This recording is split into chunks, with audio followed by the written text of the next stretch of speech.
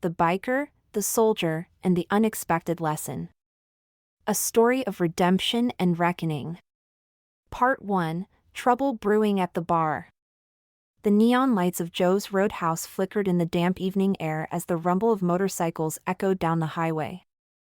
The bar was a known hangout for rough men, truckers, drifters, and bikers who lived by their own rules. Inside, the atmosphere was thick with the scent of spilled beer, cigarette smoke, and the distant aroma of a greasy grill cooking something no one cared to question. It was a night like any other until the front door swung open, letting in a blast of cold wind and a man in uniform. Sergeant First Class Marcus McDaniels stepped inside, brushing raindrops off his army jacket. He was tall, broad-shouldered, and carried himself with a confidence that only came from years of military service. The bar quieted slightly as some heads turned. It wasn't just that he was a soldier, it was that he was a black soldier in a bar that had a reputation for not being friendly to outsiders. Mac, however, paid no mind. He had spent years in combat zones where real danger lurked in the shadows. A few unfriendly stares? That was nothing. He took a seat at the bar, nodding to the bartender. Whiskey. Neat. The bartender, an older man with tired eyes, hesitated for a moment before pouring the drink. The silence in the room stretched just a bit too long, tension creeping into the air. That's when he spoke. Part 2, The Challenge. From a table in the corner, a deep, gravelly voice cut through the low murmur of conversation. Well, look what we got here, boys. A war hero. Mac didn't turn. He took a slow sip of his whiskey. He had dealt with men like this before, men who thought respect was something you could demand instead of earn. The voice's owner stood up. He was tall, heavy-set, and wore a leather jacket emblazoned with the insignia of a notorious biker gang. His beard was streaked with gray, his knuckles scarred from years of fights. He strode toward the bar with the swagger of a man used to getting his way. You lost, soldier boy? Mac finally turned his head, meeting the man's gaze. His expression was unreadable. Nope, he said simply, taking another sip of whiskey. The biker sneered. You got some nerve walking into a place like this. Mac exhaled, setting his glass down gently. I walked into a bar, not a war zone. Unless, of course, you're looking to make it one. A few of the other bikers chuckled, some leaning forward with interest. The tension thickened. The biker's grin widened, but there was no humor in it. You think you're tough, huh? Bet that fancy uniform makes you feel real big. Mac stayed silent. He had learned long ago that words weren't always the best answer. The biker placed both hands on the bar, leaning in close. Tell you what, soldier. How about we have a little contest? You think you can handle yourself? Let's see if you got the guts. Mac raised an eyebrow. What kind of contest? The biker chuckled darkly. Simple. We arm wrestle. You win, I buy you a drink. I win, he let the sentence hang in the air, smirking. Mac glanced at the man's arms. Thick. Powerful. He had the build of a man who had spent years lifting wrenches and breaking bones. But Mac had something else, discipline, training, and a quiet strength that didn't need to be flaunted. All right, Mac said. Let's do it. Part 3, The Unexpected Outcome. The table was cleared. The bar patrons gathered around, eager for a show. Money changed hands as bets were placed. The biker rolled up his sleeves, revealing muscular forearms crisscrossed with veins. Max simply rolled his shoulders and sat down. They clasped hands. The biker grinned. I'm gonna enjoy this. The bartender counted down. 3, 2, 1, go! At first, the biker's strength was undeniable. His arm barely budged, his muscles bulging as he applied pressure.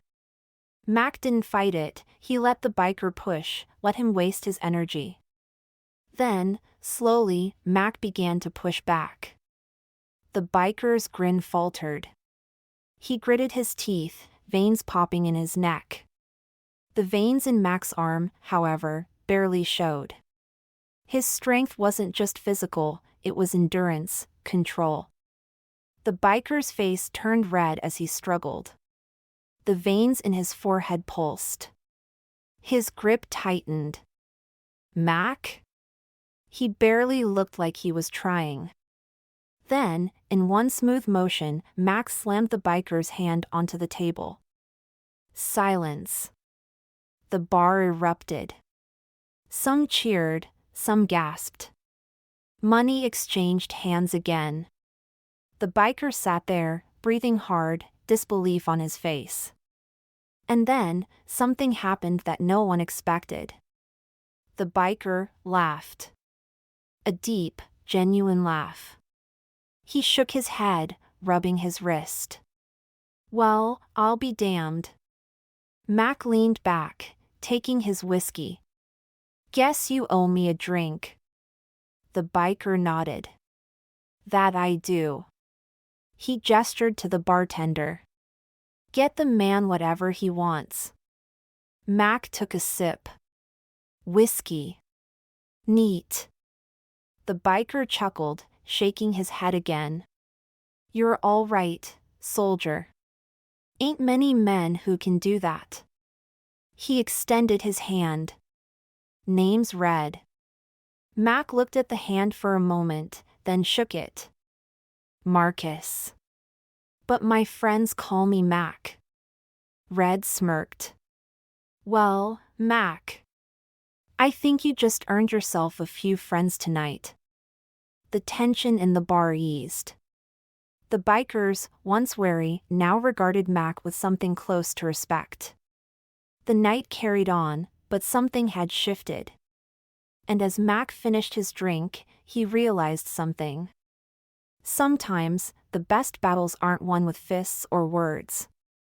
Sometimes, respect is the strongest weapon of all. Part 4, A New Challenge. The night carried on with laughter, clinking glasses, and the roar of motorcycles outside. Mac had earned respect, but something told him the night wasn't over yet. Red, still rubbing his wrist, leaned in with a smirk. All right, soldier. You got me good. But tell me something, where'd you learn to do that? Mac swirled the last of his whiskey before downing it. Discipline. Control. And a whole lot of training. One of the younger bikers, a wiry guy with tattoos up his neck, scoffed. Yeah. Military talk. Bet you couldn't handle yourself in a real fight. The bar went quiet again. Some of the bikers exchanged looks. This kid, Jax, was new to the crew. Hot-headed. A troublemaker. He didn't know when to keep his mouth shut. Red shot him a warning glance. Watch yourself, kid. Jax ignored him, stepping closer to Mac. You think a little training makes you tough? You ever been in a real fight? A real street fight? Mac exhaled slowly, setting his glass down. He looked Jax up and down. More than you'd believe. Jax smirked. Then let's see it. You and me. Outside. A few guys laughed. One even whistled. Bad idea, kid. Mac didn't flinch. He didn't get angry. He simply stretched his neck, cracking his knuckles. Then he stood. All right. Jax's grin faltered. He wasn't expecting Mac to actually accept. Red groaned. For hell's sake, Jax, sit your ass down before you get hurt." But it was too late. The crowd wanted a show. And now, there was no backing out. Part 5, The Lesson. Outside, the air was thick with the scent of gasoline and wet pavement. The crowd formed a loose circle under the dim glow of the streetlights. Jax bounced on the balls of his feet, fists up, throwing a few quick jabs at the air. He was fast, cocky. Probably had some experience in street brawls. But Mac? Mac had fought in places where the cost of losing wasn't just a bruised ego, it was death. Mac stood calm, relaxed, hands at his sides. He didn't even raise his fists. Jax scoffed. "What's this? You ain't even gonna defend yourself?" Mac tilted his head. "Go ahead. Take your best shot." Jax hesitated, then threw a punch straight for Mac's jaw. At the last second, Mac sidestepped. Smooth. Effortless. Jax's fist cut through empty air. Before Jax could react, Mac's hand shot out and tapped him, just a light tap, on the side of the head. Jax stumbled back, confused. The hell was that? Mac didn't answer. Angry now, Jax lunged, throwing a flurry of punches. Mac moved like smoke, dodging each one with minimal effort. Jax was fast, but Mac was faster. More precise. More controlled. Jax's frustration grew. He threw a wild swing. Big mistake. Mac stepped in, twisted Jax's arm behind his back, and swept his legs out from under him in one fluid motion. Jax hit the ground hard, face down, breath knocked from his lungs. Mac didn't press. He didn't humiliate him. He simply stepped back, hands in his pockets. You done? Jax lay there for a moment, coughing, before rolling onto his back. He stared up at the night sky, stunned. Then, to everyone's surprise, he laughed. Shit, Jax groaned, sitting up. Okay. Okay. I get it now. Mac offered his hand. After a brief hesitation, Jax took it. Mac pulled him up with ease. The crowd murmured in approval. Even Red grinned. Told you it was a bad idea, kid. Jax shook his head, still catching his breath. That wasn't a fight. That was something else. He looked at Mac with newfound respect. Where'd you learn to move like that? Mac gave a small smile. Experience. Jax exhaled, then nodded. All right. Lesson learned. The bikers clapped Mac on the back, offering drinks, stories, and, most importantly, respect. Part 6, More Than a Fight. Hours later, as the night wound down and the bar grew quieter, Red sat next to Mac, nursing a beer. You know, Red said, I ain't never been one for the military. But you? You're different. Mac chuckled. How so? You don't act like you're better than anyone. You don't start fights. But you sure as hell finish them. Mac nodded. I fight when I have to. Not when I want to. Red exhaled, staring at his drink. Maybe some of us could learn from that. The two men sat in silence for a while. Then Red smirked. But next time, we're arm wrestling best 2 out of 3. Mac laughed. Anytime. And with that, a strange friendship was born.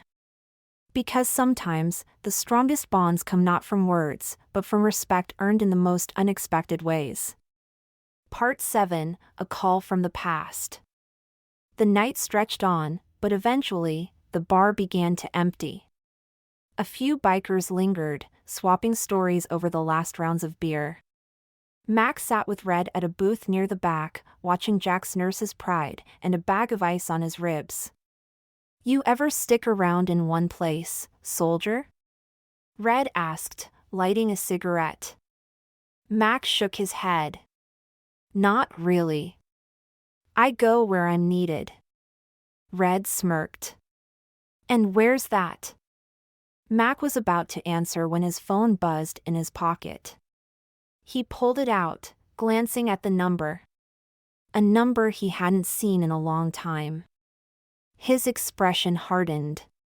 Red noticed. "Everything all right?" Mac didn't answer right away. He exhaled and pressed the call button, bringing the phone to his ear.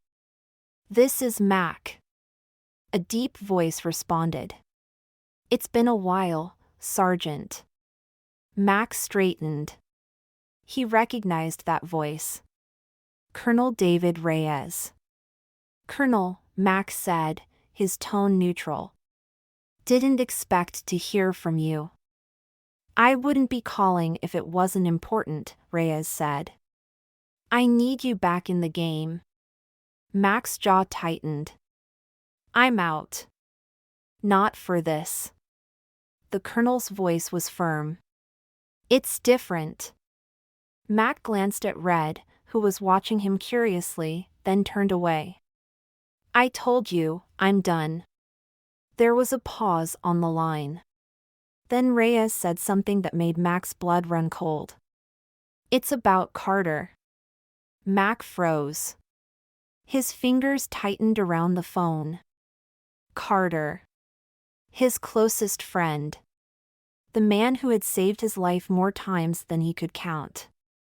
The last time Mac had seen him was 2 years ago, right before Carter vanished on an operation no one would talk about. Mac had tried to find answers, but every door had been shut in his face. Until now. "What about him?" Mac asked, his voice low. Reyes hesitated. "We have intel that he's alive." Mac's heart pounded. He had spent 2 years believing Carter was gone. "Where?" he demanded. "Can't say over the phone," Reyes said. "Meet me at the old airstrip outside Phoenix. Tomorrow. Midnight." Mac didn't hesitate. "I'll be there." The call ended. Mac slowly lowered the phone. His mind was racing. If Carter was alive, that changed everything. Red leaned forward, tapping ash from his cigarette. "Judging by that look on your face, I'm guessing you just got some serious news." Mac exhaled. "Yeah." Red studied him. Then, after a pause, he smirked. "You need backup?" Mac looked at him, surprised. "You offering?" Red shrugged. "Been a while since I got into anything real interesting." Jax, still holding the ice pack to his ribs, groaned. "Oh, hell no. I just got my ass handed to me. I ain't trying to get shot, too." Red chuckled, then turned back to Mac. "So? You riding solo, or we making this a team thing?" Mac thought about it. Then, for the first time in a long time, he smiled. "Let's ride." Part 8, The Ride to Phoenix. The road stretched into the dark horizon, lit only by the glow of headlights and the neon signs of gas stations that flickered like ghosts in the night. Mac rode in the front, his rented black Harley roaring down the highway like a warhorse charging into battle. Red rode beside him, his patched leather vest flapping in the wind, while Jax, grumbling the whole way, trailed slightly behind. "I still think this is a dumb idea," Jax called out over the rumble of engines. Red laughed. "Kid, you said that an hour ago. You still came." Jax scowled but didn't argue. He might have been new to the crew, but even he could feel that something big was happening. And deep down, he didn't want to miss it. Mac barely spoke during the ride. His mind was focused on one thing, Carter. Could he really be alive? And if so, what the hell had happened to him? Part 9, The Colonel and the Intel. The old airstrip outside Phoenix was abandoned, nothing but cracked pavement and the rusting skeletons of hangars long past their prime. A single black SUV was parked under the dim glow of a street lamp, its tinted windows making it impossible to see inside. As the bikes rolled to a stop, Mac dismounted first. He motioned for Red and Jax to hang back, then approached the SUV. The driver's side door opened, and out stepped Colonel David Reyes. His once dark hair was now streaked with silver, his eyes sharp but tired. He had the look of a man who had seen too much and carried the weight of it. "Mac," Reyes said, nodding in greeting. "Colonel," Mac replied. "Talk." Reyes glanced at the bikers behind Mac. "Friends of yours?" "They're with me," Mac said firmly. "If you don't trust them, this meeting's over." Reyes exhaled through his nose but nodded. "Fine." He reached into the SUV and pulled out a file. Carter was declared killed 2 years ago during an off-the-books mission in South America.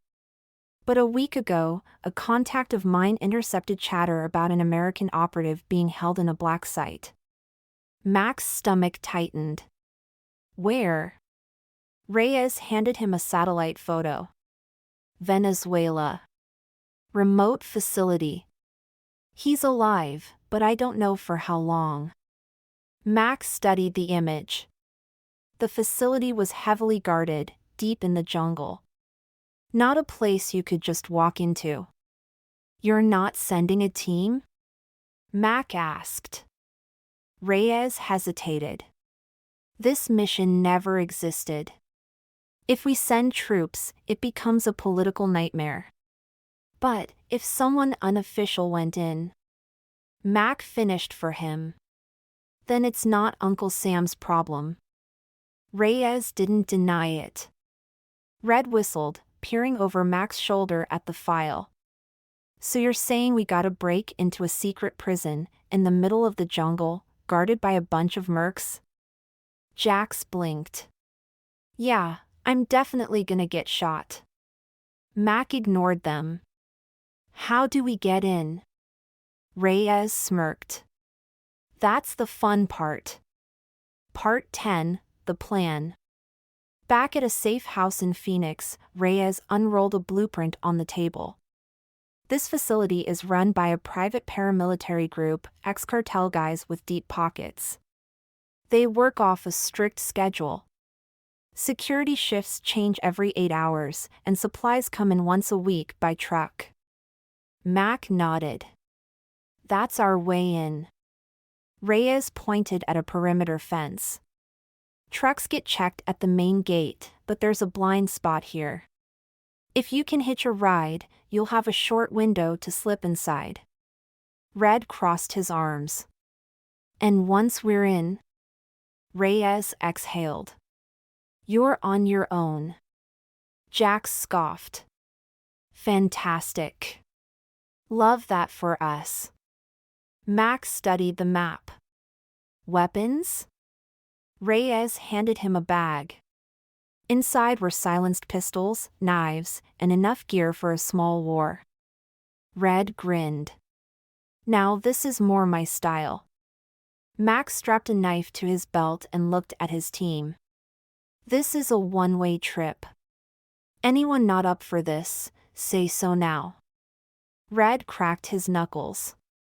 "Hell, I needed a vacation anyway." Jax groaned. "Oh, screw it. I'm in." Mac smirked. "Then let's go get our man." Part 11, The Infiltration. The truck rumbled through the jungle road, its headlights carving a path through the thick darkness. Mac, Red, and Jax hid in the back, tucked beneath a tarp covering crates of supplies. "All right," Mac whispered. "Once we're inside, we move fast. Silent kills only. No alarms." Jax swallowed hard. Y'all do this kind of stuff often? Red chuckled. Nope. But I'm damn good at improvising. The truck slowed as they approached the facility's entrance. Through the gaps in the tarp, they saw armed guards step forward. Flashlights cut through the night. The driver handed over documents. A tense silence followed. Then, "All right, let him through," a guard grunted. The truck rolled forward. Inside the compound now. No turning back. Mac tapped Red's shoulder. Time to work. Part 12, The Rescue. Slipping out of the truck, they moved through the shadows. Mac took point, taking out a lone guard with a swift chokehold. Red and Jax followed, moving toward the prison wing. Inside, the air was thick with the stench of sweat and iron. Cells lined the walls, dimly lit by flickering bulbs. Mac's pulse quickened as he scanned the faces behind the bars. Then, there. Third cell on the left. Carter. He looked thin, bruised, but alive. His head lifted, eyes widening in disbelief. Mac? Mac stepped forward. You ready to go home, brother? Carter exhaled a weak laugh. Took you long enough. Red grinned. Oh, I like this guy. Jax was already working on the lock. Can we save the reunions for when we're not about to die? Mac turned to Red. Get him out. I'll cover you. The sound of approaching boots filled the air. The alarm hadn't been triggered yet. But the real fight was about to begin. Final part, the escape. Jax yanked the last pin free, and the cell door creaked open. Carter staggered out, weak but determined. Mac grabbed his arm to steady him. You good? Mac asked. Carter nodded, wiping blood from his cracked lips. I will be. But we need to move. The sound of boots echoed down the hallway. The guards were coming. Red tightened his grip on his pistol. Yeah, I was hoping for a smooth exit. But I guess that was way too much to ask. Mac pulled a knife from his belt and handed it to Carter. Can you fight? Carter took the blade, flipping it in his hand. I never stopped. Jax groaned. Oh, great. He's just like you. Mac smirked. Let's go. They moved fast, ducking into the shadows as a pair of guards passed. Mac signaled for Red to take the lead while he and Carter stayed close behind. Jax, ever the reluctant fighter, covered the rear. The plan was simple: reach the outer fence, find a way through, and disappear into the jungle. But simple never meant easy. The firefight. As they reached the outer hallway, a guard spotted them. Intrusos! Gunfire erupted. The alarm blared.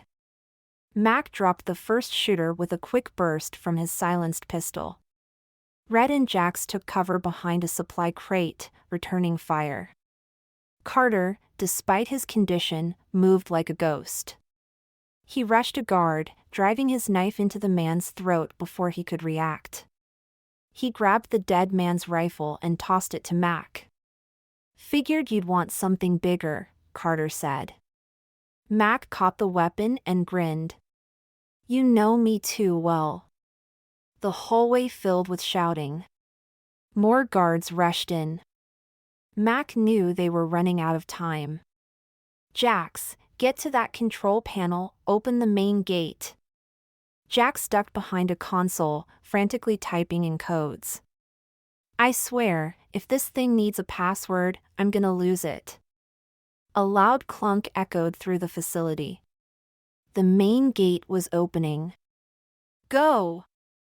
Go! Mac ordered. They sprinted down the hallway, bullets whizzing past them. Mac and Red laid down covering fire while Jax and Carter sprinted ahead. A guard stepped into their path, raising his weapon. Red tackled him before he could shoot, slamming his fist into the guy's face. "That's for making me run, asshole." Mac shoved open the exit door, and the jungle night air hit them like a wave. A lone guard stood by a jeep, wide-eyed. Before he could react, Jax raised his pistol and fired. The man dropped. Jax stared at his smoking gun, stunned. "Holy shit.